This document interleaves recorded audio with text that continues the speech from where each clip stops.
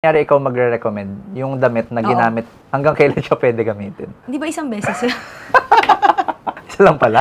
Di ba mayroong nagpapawis, may nangingitim. How about yung may odor? Meron akong ginawang content about that and I was so surprised to find out na madami palang merong ganun. Tapos yung may mga pasyente ako na ayaw na daw nilang pumunta sa work kasi feeling nila pag dumadaan doon, gumaganon daw yung mga, di ba? Parang, it's important to know bakit ba bumabaho yung kilikili. So, para walang amoy, kailangan ma-eliminate natin or ma-control natin yung sweat, number 1. And number 2, yung bacteria. Pag may ganun yung patient, lagi kong sinasabi, okay, parang gumamit tayo ng correct antiperspirant and gamit tayo ng antibacterial wash. Antibacterial soaps, pwede din yun. Pwede rin yun. Tapos, very important, hindi lang yung kilikili, singit din. Based on experience, meron ako isang patient, ganyan siya na parang, Doc, grabe, gumagamit na ako ng very matapang na antiperspirant, nagsasabon din ako, pero may amoy pa rin. Narealize ko na hindi pala niya properly nahugasan yung mga damit niya. Di ba pag minsan, madalian lang, alam mo yun, naiwan yung bacteria doon. Pag ginamit niya, di lumipat lang yung bacteria ulit sa kilikili. Ganyan yata yung ginagawa ko.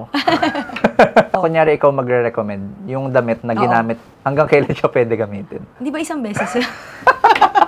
Isa lang pala?